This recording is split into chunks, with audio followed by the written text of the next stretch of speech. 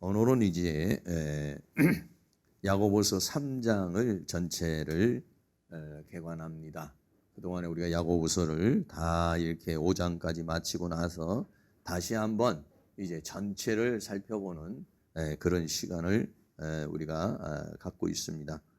그래서 오늘은 3장 전체를 함께 나누는 시간을 갖도록 하겠습니다.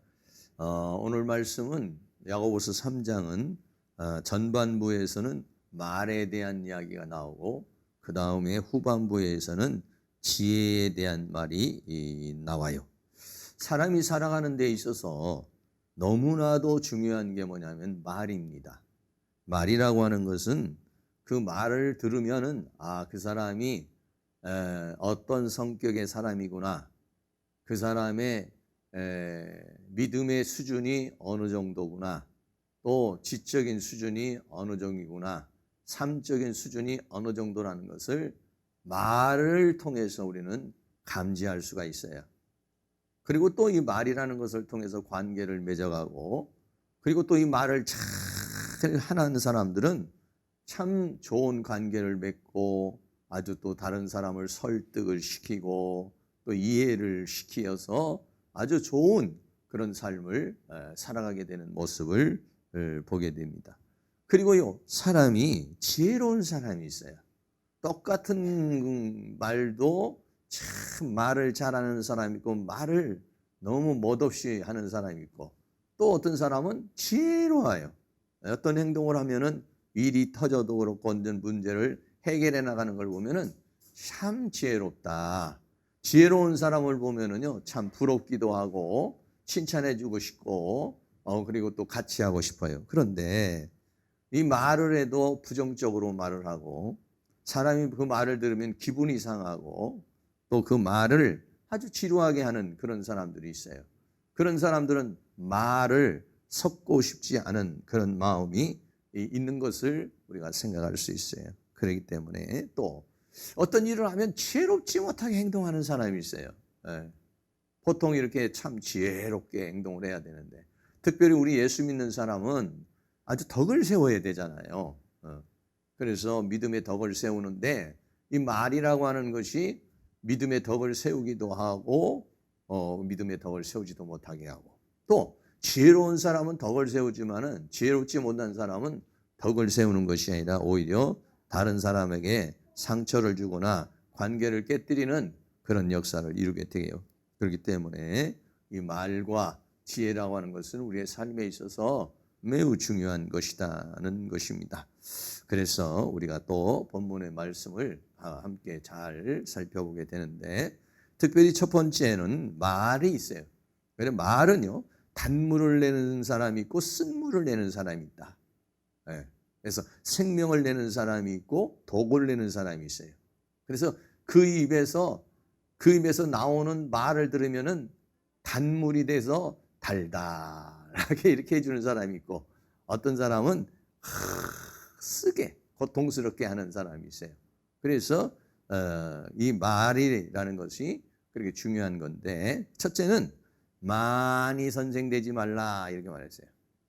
많이 선생되지 말라. 야고보서 3장 1절 말씀 같이 읽습니다. 내 형제들아, 너희 선생된 우리가 더 큰 심판을 받을 줄을 알고 많이 선생되지 말라 그랬어요. 선생이라는 것은 가르치는 사람이고 그만큼 배운 사람이라는 것이죠. 그런데 이 가르치는 사람이 잘못 가르치면은요, 자기도 망하지만은 상대방도 망하게 만드는 거예요. 그러니까 많이 선생되면은 잘못하면은 많이 맞고 또 많이 문제가 되어지는 것이죠. 그래서 선생이 된다는 거, 여러분들이 자녀에게도 선생이 돼서 가르치죠. 또 어떤 동료에게도 가르칠 수도 있고 친구에게도 가르칠 수 있고, 또 부모 입장에서 또 어떤 선배 입장에서 또 말을 할 수도 있고 그래요. 그런데 그런 사람들은 조심해야 된다는 것을 우리에게 많이 알려주고, 많이 선생되려고 너무 똑똑한 척 잘난 척 가르치려고 그러지 말아라 이런 얘기죠. 그래서 이 잘못하면은요, 잘못 가르치면은 뭐냐? 소경을 인도하는 꼴이다. 그랬어요. 예수님이 이 세상에 오셨을 때 바리새인들과 서기관들은 당시에 존경받는 사람들이었어요. 그리고 자기네들은 스스로 생각하기를 선생이라, 랍비라 생각을 했고 그렇게 불리우기를 좋아했어요. 근데 예수님이 볼 때는요, 이게 전부 소경이에요. 귀머거리예요. 안진뱅이에요. 네. 그래서 소경이 되면은 둘 다 빠진다는 거예요. 자, 마태복음 15장 14절 같이 있습니다. 그냥 두어라. 저희는 소경이 되어 소경을 인도하는 자로다. 만일 소경이 소경을 인도하면 둘이 다 구덩이에 빠지리라 하신대. 그랬어요. 그냥 자기 혼자만 소경이 돼서 빠지면 괜찮은데 소경이 돼서 다른 사람에게 가르친다고 말을 하면은 상대방도 실족하게 하고 상대방에게도 화를 주니까 이 사람은 뭐냐면 더 많은 심판을 받게 되는 것이다. 소경이 되어서 소경을 인도하면 둘 다 구덩이에 빠지게 되는데 이게 뭐냐면 실족이라는 것이에요. 그래서 실족해 하는 사람은 화가 있다. 그랬어요. 마태복음 18장 7절 말씀도 같이 있습니다. 실족해 하는 일들이 있음을 인하여 세상에 화가 있도다. 실족해 하는 일이 없을 수는 없으나 실족해 하는 그 사람에게는 화가 있도다. 그랬어요. 네. 잘못 가르치면은 뭐가 되느냐? 잘못 선생이 되면은 상대방을 실족해 한다는 거예요. 실족해 하는 사람에게는 뭐가 있어요? 화가 있다는 거예요. 네. 이 세상을 살아가는 건데 실족해 하는 일이 없을 수는 없죠. 다른 사람에게 상처를 주고 다른 사람에게 고통을 주는 일이 없을 수는 없겠지요. 그러나 실족해 하는 사람은 화가 있고 특별히 선생된 자는 잘못 가르치면은 더 많은 사람을 실족해 하니까 조심해야 된다는 것을 말해주고 있는 것이죠. 그리고요, 선생님은 이 세상에 우리를 가르치는 선생님은 하나님 한 분뿐이라는 것입니다. 마태복음 23장 8절도 같이 있습니다. 그러나 너희는 랍비라 칭함을 받지 말라. 너희 선생은 하나요 너희는 다 형제니라 라고 그렇게 말했어요. 그러니까 랍비라고 칭함을 받는 것을 굉장히 두렵게 생각을 해야 된다는 것입니다. 너희 선생은 하나요 너희는 다 형제니라. 다시 말하면 어떤 사람이 하나님의 가르침을 받게 해야 된다는 것입니다. 본인도 역시 하나님의 가르침을 받아야 되겠지만은 다 상대방도 하나님의 가르침을 받을 수 있도록 하나님의 은혜가 임할 수 있도록 해줘야 돼요. 여러분들이 우리는 자기 나름대로 철학이 있어요. 자기 나름대로 주관이 있어요. 그래가지고 이래야 된다, 저래야 된다, 이것이다, 저것이다라고 하는 것이 있어요. 그런데요, 그런 것들이요, 과연 진리냐는 것이죠. 과연 올바르냐는 것이죠. 네. 이렇게 보면은요, 자녀를 양육하는 법도 사람마다 다 틀려요. 건강의 비법도요, 어떤 사람이 이걸 먹으면 된다, 어떤 사람이 이걸 먹으면 안 된다, 방법이 달라요. 어떤 것이 정말로 진리고 변치 않는 것인지 우리가요, 완벽하게 그거를 찾아내기가 쉽지 않은 것이에요. 그러니까 어떻게 되느냐, 내가 이 사람을 가르쳐서 이 사람을 어떻게 하려고 그러기보다도 어떻게 되냐면 하나님이 이 사람에게 깨우침을 주시고 하나님이 이 사람에게 역사할 수 있도록 우리는 어떻게 하느냐, 기도를 해야 된다. 그런 마음의 자세를 가져야 돼. 내가 막 가르쳐서 깨우셔서 내 사상과 철학과 주관을 막 주입시켜서 그 사람을 어떻게 만들려고 막 이렇게 하기보다는 그 사람이 하나님과의 관계를 통해서 진리를 깨닫게 만들고 하나님의 가르침을 받을 수 있도록 하나님의 은혜가 임할 수 있도록 내가 100마디 1000마디 하는 것보다요 하나님이 한번 딱 깨우쳐주면은요 엄청난 효과가 있는 것이죠. 그래야지 그냥 막 입에 그냥 거품을 물어가면서 막 핏대를 올려가면서 그냥 막 자기 주장을 막 하는 거 이런 말은 자기에게도 상대방에게 도움이 되지 않는다. 왜 그러냐? 우리는요 실수가 많다 그랬어요. 자, 야고보 3장 2절도 같이 있습니다. 우리가 다 실수가 많으니 만일 말에 실수가 없는 자면 곧 온전한 사람이라 능히 온몸도 굴레 씌우느니라 그랬어요. 우리는요 말을 잘못하는 경우가 많아요. 왜 그러냐면 때로는 막 감정이 상해서 말을 하게 될 때도 있고 또는 어떨 때는 잘못 판단해서 말을 하게 되는 경우도 실수가 많아요. 말에 실수가 많아요. 저도 이렇게 보면은요, 그런 경우가 성경도 이렇게 얘기하다가도 그래요. 근데 그런 것도 이제 또 탁탁 꼬집어주는 분이 있어요. 옛날에도 나사로가 이제 죽은 지 며칠입니까? 죽은 지 내가 사흘이라고 그랬거든요. 사흘. 죽은 지 사흘 만에 부활했다 이랬어요. 근데 어떤 한 분이 듣다가 나중에 설교 끝나고 메시지가 왔어. 목사님, 사흘이 아니라 나흘입니다.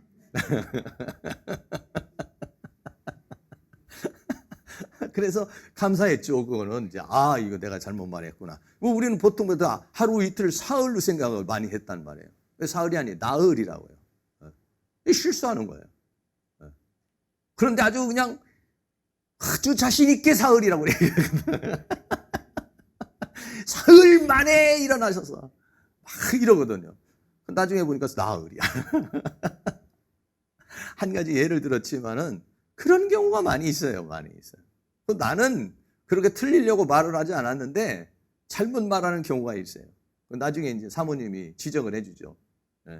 뭐 이제 이런 부분에서 말을 좀 잘못했다. 뭐 이렇다. 이런 얘기를 해요. 그런데 나는 전혀 그걸 모르는 경우가 많아요.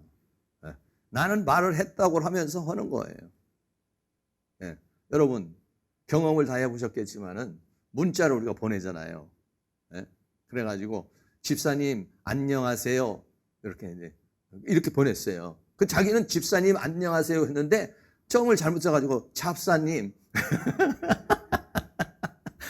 잡사님 그 점을 잘못 써가지고 잡사라고 쓴 거예요. 잡사님 안녕하세요. 잡사 나는 집사라고 쓴 거예요. 그런데 이게 누르는 데서 잘못 눌러가지고 잘못된 거예요. 이런 경우가 사실은 많습니다. 나는 한참 권사님에게 말을 부드럽게 한다고 했는데 이게 뭐 그렇게 전달이 안 되는 경우가 많아요. 저는 그래서 문자를 볼 때마다 야 사람이 참 희한하다. 내 머릿속으로 생각하는 거하고 손하고 틀린 거예요. 그러니까 그럼 문자가 틀린 경우가 많이 오죠. 이렇게 오타가 오죠. 이렇게 그러면은 이제 이렇게 보고 이제 어떤 분은 또 잡이 아니라 집입니다. 이렇게 이제 보내는 사람도 있고, 어떤 사람은 그것도 모르고 그냥 가만히 있는 경우도 있고, 근데 이렇게 되는데, 나는 그렇게 말을 했는데, 아닌 거야. 그러니까 그런 경우가 많아요. 가끔 가다가, 우리 이제 보배가 이제 와가지고 집에 있어서 사모님하고 둘이 막 얘기를 하다가, 조금 억양이 좀 높은 가운데서 이제 말을 하는 경우가 있어요. 그리고 억양이 좀 높은 가운데 의견을 말하는 건데 와가지고 왜 싸우는 거야? 싸우지 말라는 거예요. 그러니까 본인이 듣기에는 우리는 지금 얘기를 하고 있는데 아이가 듣기에는 싸우는 걸로 들리는 거예요. 이거 우리는 아이가 싸우는 거 아니고 말하라는 거야. 근데 왜 이렇게 소리가 커? 소리가 크고 그러면 그렇게 귀에 거슬려서 들리는 것이죠. 그러니까 참 말이라고 하는 것이 나는 안 그래요. 나는 지금 그런 의도로 말을 한 게 아니에요. 나 화를 낸 게 아니에요. 그런데도 상대방이 그렇게 들을 수 있다는 거예요. 우리는 그런 것도 잘 생각을 해서 그래서 상대방이 기분 나쁘다고 생각하고 당신 말할 때 좀 이렇다고 그러면 귀담아 들어야 돼요. 아니 난 그런 뜻으로 말하는 거 아닌데 왜 그렇게 듣는 거야? 듣는 귀가 잘못됐구만. 이렇게 말하면 안 되고 물론 듣는 귀가 잘못될 수도 있겠지만 나는 그렇게 말을 한 것이 아닌데 내가 이런 억양을 쓸 때에 상대방이 그렇게 듣는구나. 내가 이런 표정을 지을 때 상대방이 그렇게 느끼는구나. 이걸 우리는 어떻게 하냐? 알아야 된다는 거예요. 실수가 많다. 실수가 많으니까 그렇게 그냥 완벽한 사람같이 온전한 사람같이 그렇게 교만한 마음으로 자만한 마음으로 말을 해서는 안 된다는 걸 우리에게 말해주고 있습니다. 그래서 말에 대해서 세 가지를 이제 비유를 들었어요. 하나는 타는 말 또는 배 그리고 또 하나는 불로 이 말에 대해서 혀에 대해서 이야기를 하고 있습니다. 첫째는 타는 말이죠. 야고보서 3장 3절 같이 한번 있습니다. 우리가 말을 순종케 하려고 그 입에 재갈을 먹여 온몸을 억어하며 그랬어요. 예. 말을 타고 가는데 이 말을 갖다가 주인이 원하는 대로 왼쪽으로 가게 오른쪽으로 가게 서게 하게 빨리 가게 이렇게 하려고 되냐면 재갈을 먹여서 온몸을 억어를 하는 것처럼 이렇게 했어요. 그러니까는 뭐 이 그림 한번 보셨겠지만 말이 있으면은 말을 이제 억어를 이 사람이 조종을 하기 위해서 입에다가 딱 억어를 하잖아요. 그러니까 우리도 어떻게 했냐? 억어를 해야 돼. 억어를 해서 말을 하도 많으면은 에이 에이 스톱 왼쪽으로 하려면 에이 오른쪽으로 이래가지고 그래서 그 전에 어떤 분들이 이렇게 그 입안에다가 돌멩이를 자갈을 하나 이렇게 넣어가지고 사신 분도 있다고 그러잖아요. 그러면서 이제 자기의 그 언어를 좀 고쳤다고 하는 그런 사람도 있어요. 그러니까 말이라고 하는 것을 참 이렇게 생각하면서 이렇게 잘 할 수 있는 그런 훈련, 그런 연습이 우리에게 필요하다는 것이에요. 두 번째는요, 타는 배에 대해서 얘기했습니다. 야고보서 3장 4절 읽습니다. 또 배를 보라. 그렇게 크고 광풍에 밀려가는 것들을 지극히 작은 키로 사공의 뜻대로 운전하나니. 배가 있으면 이 배를 움직이는 게 뭐냐면 키죠. 이게 키란 말이에요. 차도 마찬가지로 운전대지만은요. 차는 좀 적으니까 그렇지만은 이렇게 큰 배가 이렇게 있어요. 배가 있어도 이 배를 움직이려고 그러면 이 키로 움직이는 것이잖아요. 그러니까 이 배는 사람 전체를 말하는 것이고 키는 사람의 혀를 지금 비유해서 말하는 것이죠. 그래서 그 키를 통해서 자기를 이끌어가게 되고 명령을 하게 되고 이런다는 것이죠.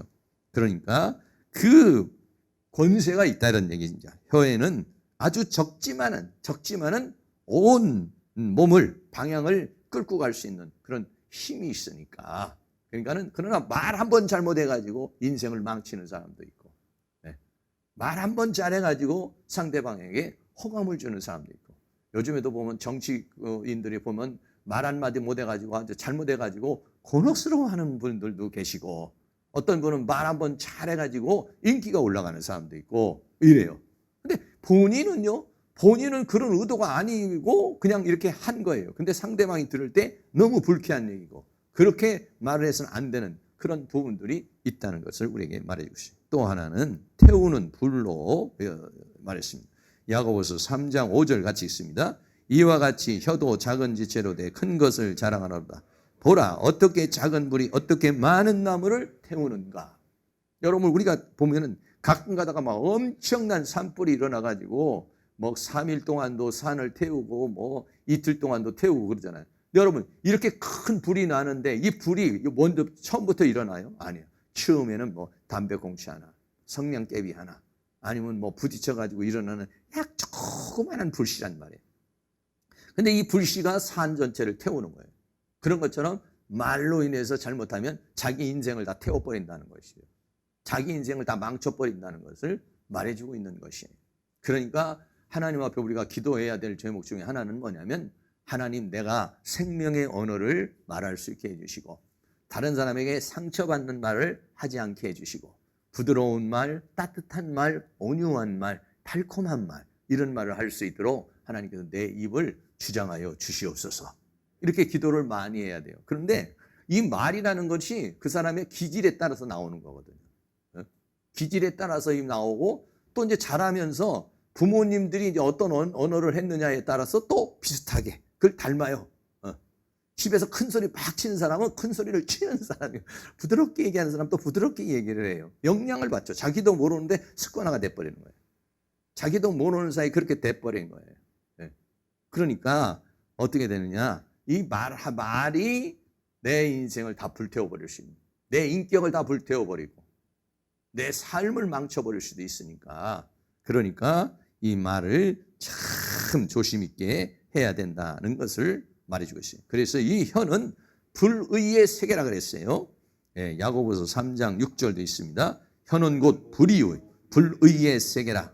혀는 우리 지체 중에서 온몸을 더럽히고 생애받기를 불사르나니 그 사르는 것이 지옥불에서 나느니라. 이 말로써 자기를 더럽게 만들어버리고 자기를 불사르는 그런 일을 하게 되는 것이 말이라는 것을 우리에게 말해주고 있는 것입니다. 그래서 이 말을 아주 조심해야 되는데, 그런데 이 혀는요 길들이기가 어렵다는 거예요. 자, 야고보서 3장 7절이 있습니다. 여러 종류의 짐승과 새며 벌레와 해물은 다 길들림이로 사람에게 길들였거니와 형은 능히 길들일 사람이 없나니 쉬지 아니하는 악이요 죽이는 독이 가득한 것이라. 그랬어요. 참 이 말을, 이게 말이죠, 길들인다는 게 그렇게 어려워요. 말이 바뀐다는 것은 뭐냐면요, 그 사람 자체가 바뀐 거예요. 지금요, 그 사람 자체가 성품이 바뀌고 인격이 바뀌어야 그 사람 안에서 나오는 말이 바뀌는 거거든요. 물론 이제 이 말을 훈련을 잘해서 인격이나 그런 것들은 상관없이 말을 훈련을 잘해서 웅변술이라든지 여러 가지 이런 말을 배워서 말을 잘할 수는 있겠지만은 그 말에는요 뭐가 드느냐, 그 사람의 인격이 나오는 거예요. 그러니까 사람을 그렇게 고치기가 어려운 것처럼 혀도 마찬가지 그렇다는 거예요. 나중에 말하면 쉬지 아니하는 악이 나오고 사람을 죽이는 독이 나오는 것이라는 것을 우리에게 말해주고 있는 것입니다. 그러므로 정말 이 말하는 것을 우리들이 조심해야 된다는 것이죠. 그런데 우리에게는 이 한 입에서 찬송과 저주가 함께 나온다는 것이에요. 야고보서 3장 9절도 있습니다. 이것으로 우리가 주 아버지를 찬송하고 또 이것으로 하나님의 형상대로 지음받은 사람을 저주하나니 그랬어요. 그래서 한 입으로 찬송과 저주가 난다 그랬어요. 야고보 3장 10절에 한 입에서 뭐가 나오냐, 찬송도 나오고 할렐루야 할렐루야 찬송도 나오고, 나가 뒤져라 이놈아 자식. 아주 거룩하게 찬송도 하나님 앞에 찬양도 하면서 또 한 입에서는 또 막 저주가 나가고 욕이 나가고 이런다는 거예요. 내 형제들아 이것이 마땅치 않다라고 하는 것이. 그래서 이 입을 또 뭘로 비유를 했느냐, 샘으로 비유를 했어요. 샘으로. 야고보서 3장 11절도 있습니다. 샘이 한 구멍으로 어찌 단물과 쓴물을 내겠느냐 그랬어요. 입을 갖다가 혀로 입을 샘으로 비유를 했는데 샘에서 뭐가 나오냐면 단물도 나오고 쓴물도 나올 수 있느냐. 한 샘에서는 한 물만 나오는 것이지 두 물이 나올 수가 있느냐라고 그렇게 말하는 것처럼 우리 안에서 왜 쓴물도 나오고 단물도 나오느냐 이런 얘기죠. 그거는 어떻게 보면 참 그렇다라. 쓴물과 단물이 나온다는 것은 뭐냐면 우리 안에 단물적인 요소와 우리 안에 쓴물적인 요소가 함께 있다는 것이죠. 우리 안에 선의 요소와 악의 요소가 같이 있어가지고 영의 생각과 육의 생각이 같이 있고 선과 악이 공존하기 때문에 어떨 때 우리가 성령의 다스림을 받으면은 참 말이 단물이 쭉쭉쭉쭉 나와. 단물이 나오면은요 아주 분위기가 좋아요. 가정이 분위기가. 근데 쓴물이 나오면요 집의 분위기가 험악해. 살벌해요. 살벌해. 막 눈에서 독이 막 팍팍 나가고 레이저가 나오고 이래요. 그런데 단물이 나올 때는 그냥 눈에서 그냥 사랑이 통통통통 떨어지고 아주 부드러운 말이에요. 이 공기가 달라요. 공기가 달라. 공기가. 그러니까 연습이 우리에게 필요하다는 것이에요. 야고보서 3장 12절에 내 형제들아 어찌 무화과 나무가 감람되며 포도나무가 무화과를 맺겠느냐, 이와 같이 짠물이 단물을 내지 못하느니라. 다시 말하면 본질적으로 내가 그러한 쓴물을 나고 짠물을 내는 것은 내 안에 그런 요소가 있다는 것이. 나도 모르는 사이에 그 요소가 있기 때문에 그게 나온다는 것이에요.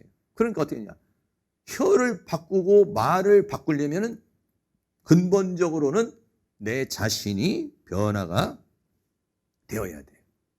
내가 변화가 되지 않으면 성령 받고 은혜 받을 때는 좋게 부드럽게 나오다가 성령이 좀 떨어지고 은혜가 떨어지면은 아주 쓴 물이 나오는 거예요. 독물이 나오는 거예요. 막 그냥 자기 성질이 나오는 거예요. 자기 성격이 나오는 거예요. 막 그냥. 그러니까 늘 성령 충만해야 따뜻하고 부드럽게 이렇게 나오는데 그러지 못하면 이제 그게 나오는 거예요. 그러니까 어떻게 되냐면 성령이 좀 충만하지 못할 때도 성령이 충만하지 못할 때는요 인격이 나오는 거예요. 성령이 충만할 때는 하나님의 은혜가 나오는 것이지만 성령이 충만하지 못할 때는 본성이 나오는 거예요. 그러니까 이 본성 자체가 바뀌어야 돼요. 본성 자체가. 본성 자체가 바뀌지 않으면은 말이 바뀌지 않는다는 것을 우리에게 말씀해 주고 있는 것이죠. 다시 말하면은 존재적인 변화가 일어나요. 존재적 변화가 일어나지 않으면 하다 보면 또 그렇게 말을 하게 돼 있어요. 그러니까는 말을 바꾸려면은 존재가 바뀌어야 된다. 존재가 바뀌지 않은 가운데서 말만 바꾸려고 그러면은 자기도 모르는 사이 은혜 떨어지면은 그냥 나와버리는 거예요.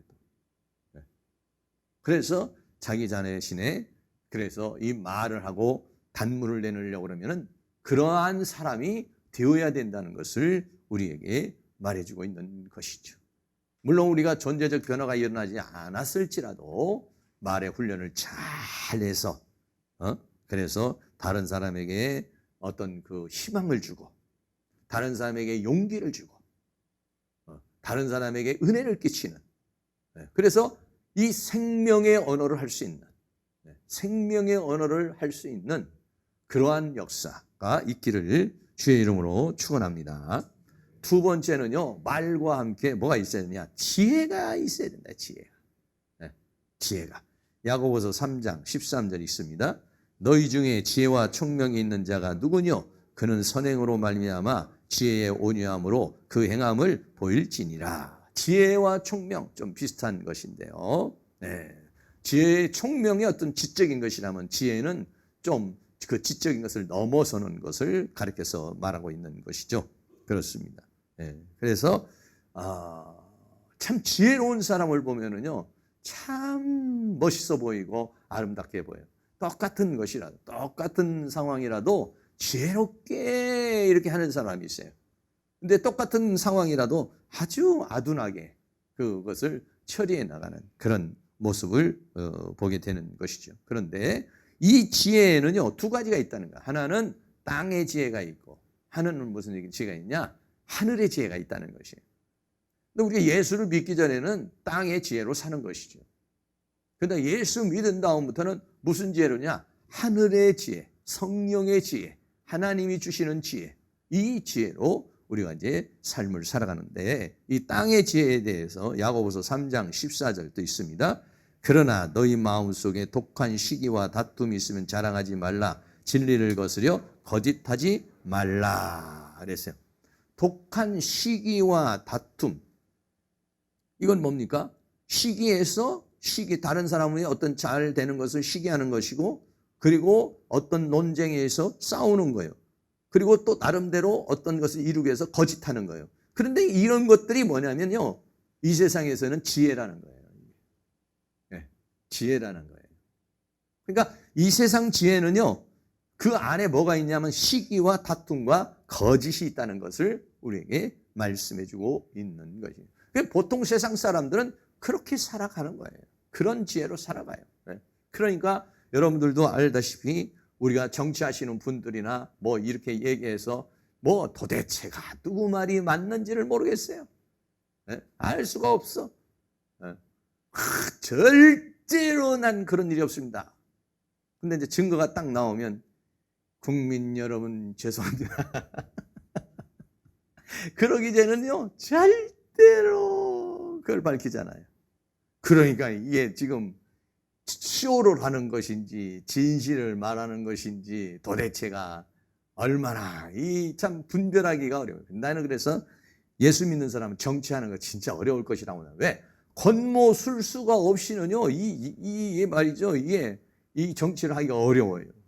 그러니 이 우리 대한민국을 이끌어가는 사람이 쇼를 하고 있으니 그 밑에 있는 사람들은 어떻게 했냐? 더 나름대로 대학을 나오고 박사가 되고 지도자라고 하는 사람들이 그렇게 이 사회를 끌고 가니까 이 사회의 구조가 어떻게 되겠어요? 이게 뭐냐? 세상 지혜. 그래서 이런 거는요 자, 야고보서 3장 15절 있습니다. 이러한 지혜는 위로부터 내려온 것이 아니요 세상적이요 정욕적이요 마귀적이니 라고 그렇게 말했어요. 네. 세상적이라는 거예요. 하늘에 온 지혜가 아니라 이 세상 지혜라는 거예요. 그 정욕적이라는 것은 영에 속한 것이 아니라 육에 속한 것이라는 거예요. 마귀적이라는 것은 뭐예요? 하나님께 온 것이 아니라 사탄에게 온 것이라는 거예요. 그러니까 이 세상에 있는 모든 지식이나 지혜는요, 이런 모든 것들은요, 사탄에게서 온 것이다. 마귀가 얼마나 똑똑해요. 아담과 하와를 갖다가 탁 유혹할 때도 얼마나 똑똑하게 해요. 아주 작전을 딱 짜서 아담과 하와가 있을 때가 아니라 하와만 딱 있을 때. 그리고 언제냐? 제일 영적으로 약할 때예요. 그럴 때 딱 접근을 해요. 그래가지고 아주 달콤한 말로 얘기를 하죠. 그 달콤한 말에 딱 걸려들면은 강력하게 대시에 들어와가지고 절대로 죽지 않는다. 하와가 아멘 하고서 나무를 보니까 먹음직하고 보암직하고 탐스럽게 그렇게 보이는 거예요. 얼마나 설득력이 있어요. 그 뱀의 말을 듣는 순간에 그게요 완전히 뒤집혀 보이는 거예요. 보암직하고 먹음직하고 탐스럽게 보여요. 원래 그렇게 보이면 됩니까? 아니요, 그렇게 보이면 안 되는 것이죠. 그 나무를 보면은 원래 어떠냐? 사망의 나무고 나를 죽이는 나무고 나를 유혹하는 나무고 나를 멸망길로 가는 나무고 그렇게 보여야 되거든요. 그런데 사단의 말을 듣고 보니까 완전히 그 영의 그 사탄의 말에 사로잡히니까 어떻게 해요? 그런 시각으로 보게 되고 그래서 그거를 먹게 되는 거예요. 그러니까 이것도 엄청 그래서 뱀이 이 세상에서 가장 지혜로웠다고 그렇게 말하잖아요. 그래서 그 뱀이 그 지혜로 우리를 유혹하는 것을 우리에게 그러니까 사탄이 우리를 공격하는 것이요 어떻게 보면 단순해요. 그 단순한데도 단순하게 넘어가요. 아주 우리는 그러니까 마귀가 우리를 너무 잘 알아요. 약점을 너무 잘 알아요. 네. 그래서 그냥 그렇게 쓰러지는 거예요. 그걸로 쓰러져가지고 내가 이제 다음번에 절대 안 쓰러졌는데 또 다음번에 그렇게 하면 또 헐커닥 넘어갔다가 또 쓰러지고 저도 그런 부분이 있어요. 절대로 이제 이건 이겨야지. 그런데도 어느 순간이냐 절대로 이겨야지 할 때는요 은혜가 된 거예요. 근데 우리가 어느 때냐 영적으로 다운이 됐을 때 믿음이 다운이 됐을 때 그때는요 이 생각이 감정이 바뀌어버리는 거예요. 의지가 꺾여버리는 거예요. 그러면은 넘어가는 거예요. 그런데 이것도 지혜라는 것이죠. 이 세상 사람들은 이런 지혜로 살아간다는 것이죠. 그런데 이런 지혜는 결국은 어떻게 하냐? 야고보 3장 16절이 있습니다. 시기와 다툼이 있는 것에는 요란과 모든 악한 일이 있음이니라. 그 결과가 뭐냐면 요란이에요. 시끄러운 거예요. 평화가 없어요. 그리고 악이에요. 사탄이 만들어낸 그 지혜는 결국은 사람을 죽이는 거예요. 사람을 멸망시키는 거예요. 사람을 저주하게 하는 거예요. 그거는 악이에요. 지혜는 지혜예요. 근데 멸망으로 가는 지혜예요. 결과적으로. 네. 멸망으로 가는 지혜입니다. 하나님께서 터치하지 않으면 사탄의 지혜로 이 세계는 멸망해 버리는 거예요. 네. 서로 죽고 죽이고 해서 결국은 그 사탄에게서 나오는 지혜가 사람을 죽이는 거거든요.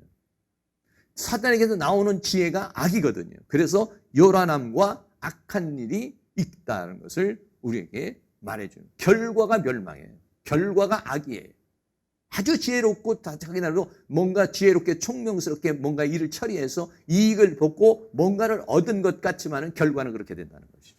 그러나 위로부터 온 지혜는 틀려요. 야고보서 3장 17절이 있습니다. 오직 이로부터 난 지혜는 첫째 성결하고 다음에 화평하고 관용하고 양순하며 긍휼과 선한 열매가 가득하고 편벽과 거짓이 없나니.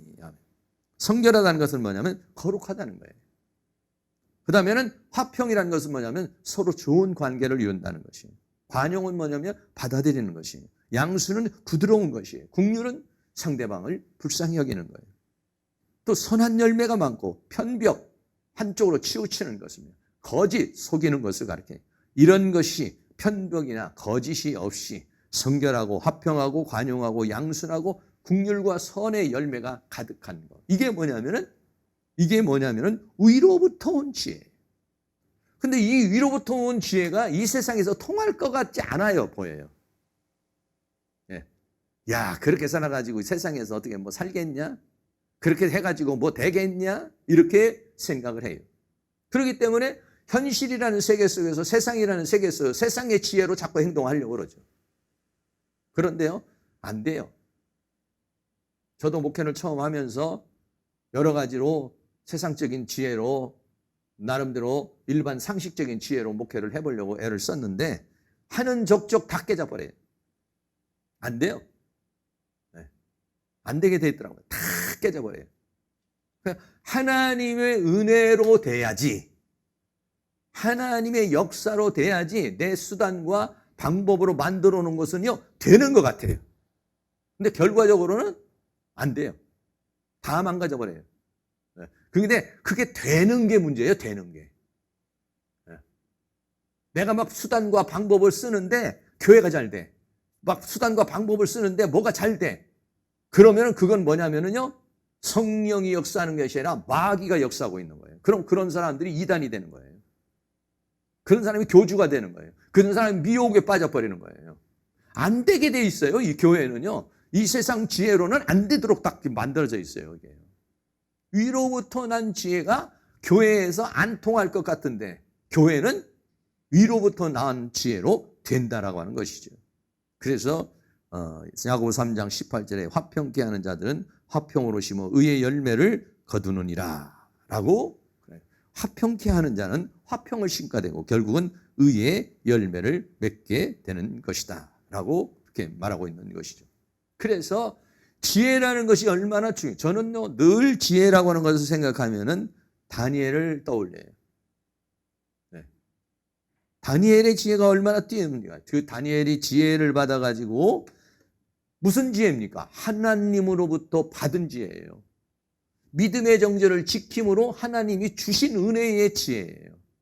그런데 그 지혜가 바벨론의 그 모든 철학과 학문과 지식과 술수에 안 통할 것 같은데 그 지혜가 그거를 통할 뻔해요. 10배나 뛰어난 지혜를 가져버렸어요. 결국은 어떻게 됐습니까? 바벨론을 통치하게 되고 자기 믿음의 정절을 지켰고 사탄과 싸워, 대적과 싸워 이기고 하나님께서 맡겨준 사명을 감당할 수 있었다는 것이죠. 그러니까는 이게 다니엘이 행동하는 것이나 보면은 뭔가가 세상하고는 맞질 않아요. 그런데 어떻게 하냐? 결과적으로는 다니엘이 승리를 하게 되는 것이죠. 이런 지혜를 갖기를 주의 이름으로 축원합니다. 우리 잠언서 3장 13절 14절 같이 한번 읽습니다. 지혜를 얻는 자와 명철을 얻는 자는 복이 있나니 이는 지혜를 얻는 것이 은을 얻는 것보다 낫고 그 이익이 정금보다 나음이니라. 지혜를 얻는 자와 명철을 얻는 자가 복된 사람이라는 거예요. 예. 그러니까 이는 지혜를 얻는 것이 은을 얻는 것보다 낫고 이익이 정금보다, 은보다 낫고 정금보다 낫다는 것이에요. 예. 그러니까 이 지혜라고 하는 것이 얼마나 중요한 것인가 우리에게 말씀해 주고 있는 것입니다. 말씀 결론을 내리겠습니다. 말에는 많이 선생 되지 말라 그랬어요. 그리고 이 말을 비유로 할 때 타는 말로, 그리고 배로, 또 타는 불로 비유를 했어요. 그리고 이 나오는 언어는 한쪽에서 찬송이 나오고 한쪽에서는 단물이 나오고 한쪽에서는 저주가 나오고 쓴물이 나오는 것은 내 본질의 문제라는 것을 생각해서 내가 자꾸 악이 나오고 쓴물이 나오면 내가 바뀌어야 돼. 입만 바꾸려고 그래가지고는요 안 되는 거예요. 내가 바뀌어야 말이 제대로, 나도 모르는 속에 본능적으로 나오는 것이니까 바뀌는 것이죠. 그러니까 말이 안 바뀌고 언어가 안 바뀌면 어떻게 되느냐? 그러면은 본질이 안 바뀌었다는 거예요. 존재가 안 바뀌었다는 거예요. 그래서 말이 나오는 거예요. 그걸 우리가 생각을 해야 된다는 것이고. 땅의 지혜로 사는 사람이 아니라 우리는 하늘의 지혜로 사는 사람이다라는 것이요. 다시 말하면 사람을 살리는 생명의 언어를 하는 사람, 그리고 지혜로운 사람, 이런 지혜로, 하늘의 지혜로 여러분들이 살아가시고 사람을 살리는 생명의 언어를 할 수 있는 그런 은혜의 역사가 일어날 수 있기를 오늘 밤에는 기도하실 때 하나님, 내 말이 생명의 언어가 되게 하시고 다른 사람에게 상처를 주고 다른 사람을 기분 나쁘게 하고 다른 사람에게 고통을 주는 말이 아니라 다른 사람에게 위로를 주고 용기를 주고 생기를 주는 말이 되게 하여 주시옵시고, 하나님께서 우리에게 지혜를 주셔서 하늘의 지혜를 주셔서 그 지혜로서 승리하는 그런 삶을 살게 해달라고 기도해서 말과 지혜의 능력이 임하기를 주의 이름으로 축원합니다. 우리 잘 아는 찬송 위로의 말 한마디 긴장을 풀어주고 찬양하도록 하겠습니다.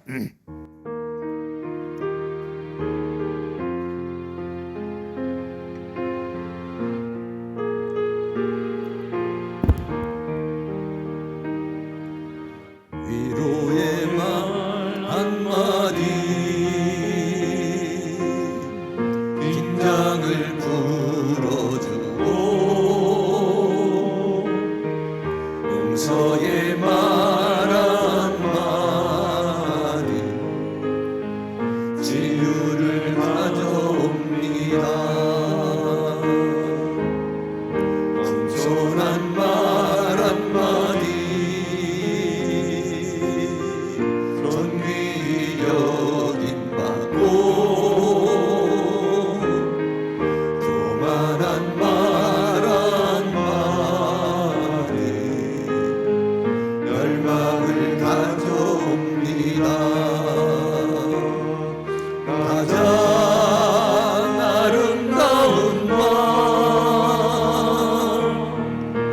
미고 사주 미안해요 고마워요 정말 사랑해요 그리고 당신을 축복합니다. 쓰디쓴 말 한마디 쓰디쓴 말 한마디 증오를 씻으리고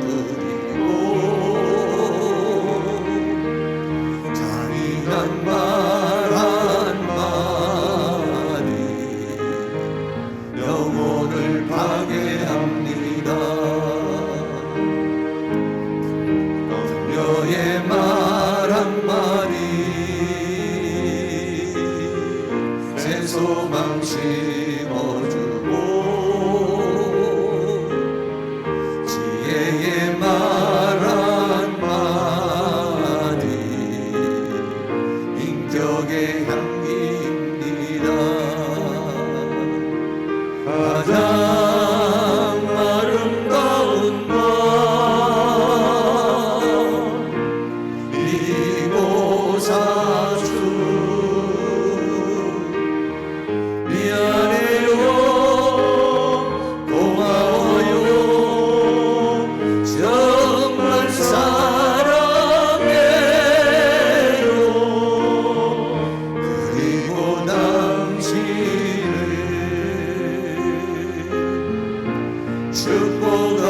축복합니다. 무례한 말 한마디 무례한 말 한마디 아픔을 일으키고 저주의 말 한마디 축복을 걷어갑니다. 사랑의 말 한마디 생명을 불러오고 생명의 말 한마디 사랑을 키워줍니다. 가장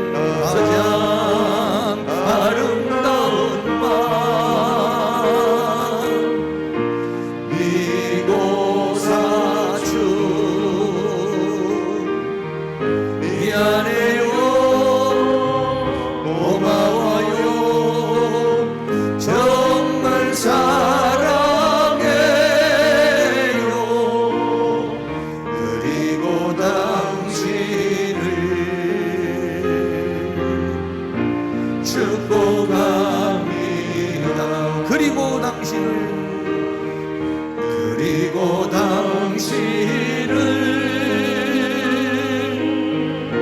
축복합니다. 아멘. 제가 마무리 기도하고 여러분 뜨거운 마음으로 기도하시고 돌아가시기 바랍니다. 사랑과 은혜가 많으신 하나님 감사합니다.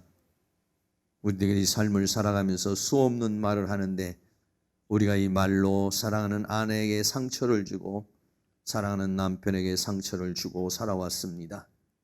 또 우리 자녀들에게 상처를 주고 또 함께하는 우리 성도들에게도 상처를 주고 또 나도 모르는 새의 감정에 복받쳐서 또 사단의 영에 휩쓸려서 우리들이 그렇게 하나님 상처를 주고 아픔을 주고 독을 주고 악을 주었던 그러한 모든 것들을 오늘 이 밤에 회개하기를 원합니다. 아버지 하나님께서 이와 같은 우리가 잘못된 언어를 통해서 상처를 주고 아픔을 주고 실족을 준 그런 모든 것들을 용서해 주시기를 원합니다. 그리고 우리들의 입술이 오늘 통해서 다시 한번 생명의 언어가 되게 하여 주시기를 간절히 원합니다. 내 말을 통해서 다른 사람이 용기를 얻고 힘을 얻고 또 새로운 삶의 역사를 이룰 수 있는 그러한 생명의 언어를 할 수 있도록 우리 하나님께서 은혜를 베풀어 주시기를 간절히 원합니다. 더 나아가서 하나님께서 우리에게 지혜의 영을 부어주시기를 원합니다. 아둔하고 무지한 자의 인생을 살지 않게 하여 주시고 우리에게 다니엘과 같은 그러한 10배나 뛰어난 그러한 지혜를 하나님으로부터 받아서 하나님의 뜻을 따라서 승리하는 삶, 복된 삶, 은혜의 삶을 살아갈 수 있도록 주께서 은혜를 베풀어 주시옵소서. 이 시간도 주님 앞에 감사의 예물 드립니다. 길태영 집사님, 김선혜 사모님, 길만조 목사 드립니다. 드려진 손길 하나님 축복하여 주시고 기도하고 간구하는 제목이 응답되게 하여 주시며 특별히 생명의 언어와 또한 지혜를 하나님께서 허락하여 주셔서 하나님 앞에 영광을 돌리는 그러한 삶을 살아갈 수 있도록 은혜를 베풀어 주시기를 간절히 원합니다.